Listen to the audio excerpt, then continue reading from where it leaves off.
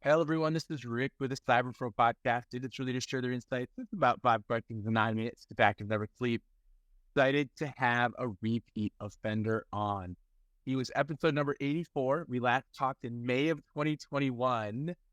Leandro, I'd love for you to tell me, what have you been up to since the last time you were on the Cyber Pro podcast? Wow, May 2021. It's crazy how like the relative perception of time lately, it's crazy. Well, at that point that we talked, the company that I have been with, Unify ID, was in the middle of or about to be acquired by Prove Identity, and that's where I've been for the last 2 years.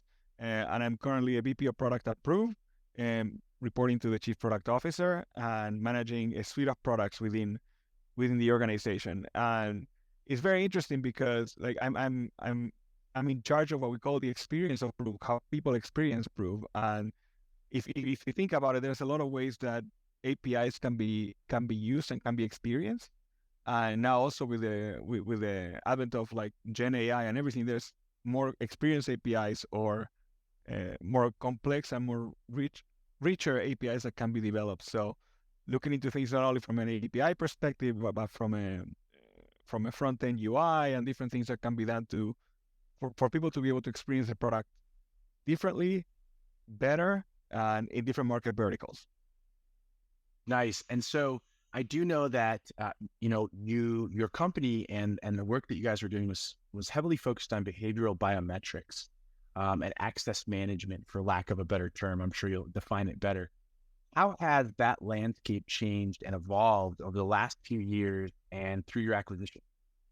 Yeah, so basically, it was not access management. That was one of the use cases, but it's basically, if you think about it, it's more about MFA, multi-factor authentication, and the behavioral biometrics were can be used as different factors in an MFA multi-factor authentication solution.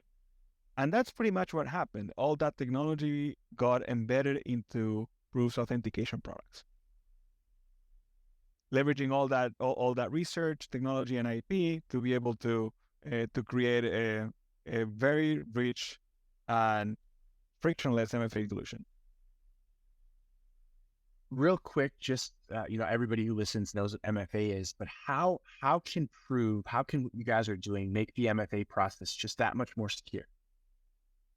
Well, if you think about it, it's and we can go back to behavioral biometrics, but the reality is that we have always thought about this, that in order to make something more secure, you need to add more friction, right? You need to add a challenge question and an OTP, right? A possession check or other kinds of checks in terms of the reputation of certain things and so on.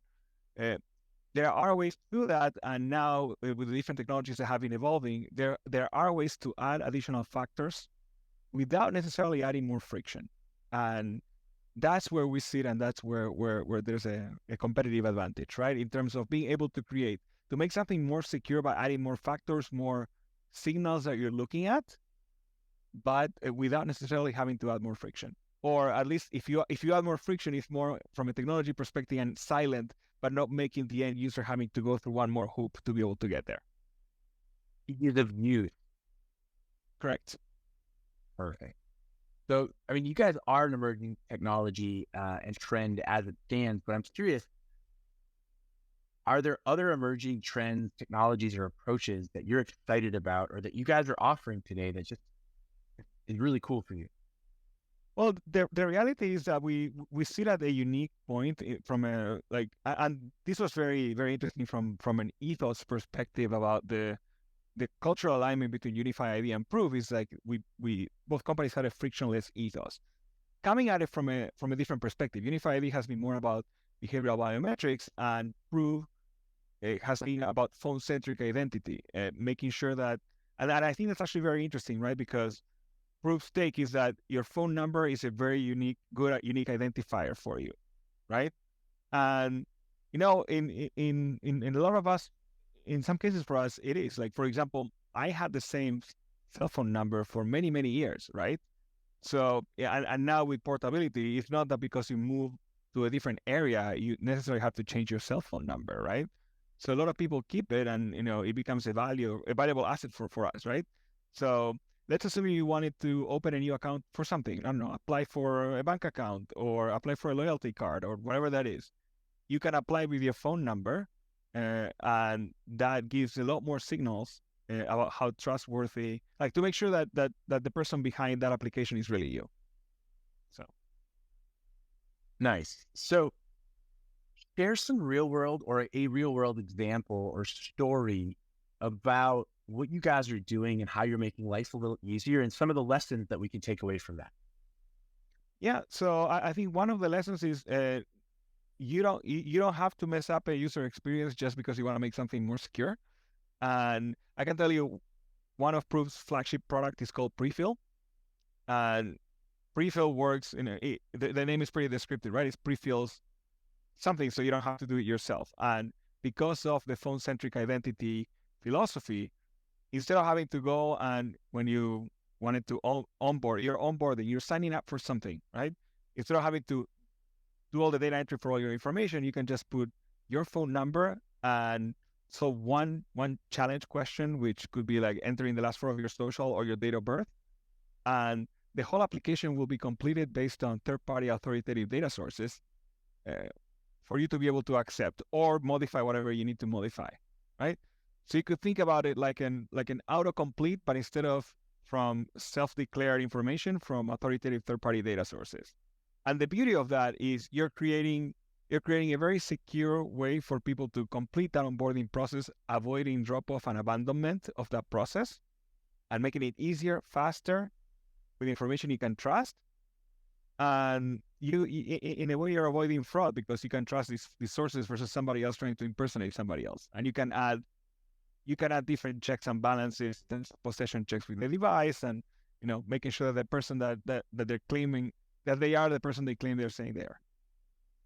Nice. So it sounds to me like you guys have created this, additional security solution, but as a byproduct, you've made life easier for a consumer who might be looking to, purchase something or fill out something to gain credit. I mean, it sounds like that was a cool byproduct.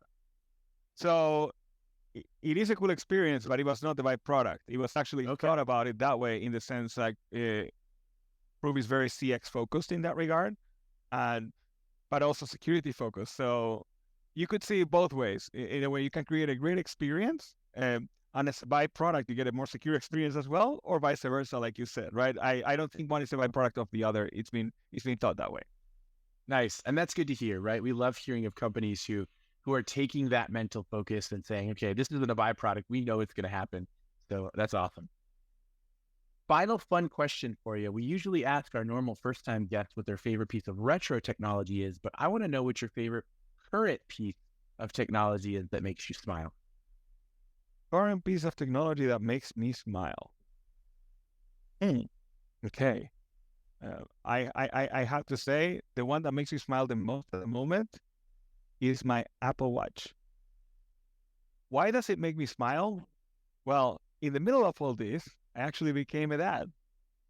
And it's amazing to see how my baby daughter, she's not even a year old, how she's already interacting with my watch. And, in a way, it's scary. But they already know like all the swiping and all the different things. And, that has been amazing to see in terms of creating intuitive technology that anybody can interact with. Thank you so much for being on the podcast. My pleasure. Thank you for inviting me. Thank you for watching the Cyber Pro podcast. Don't forget to like and subscribe so you don't miss out on new podcasts and bonus content.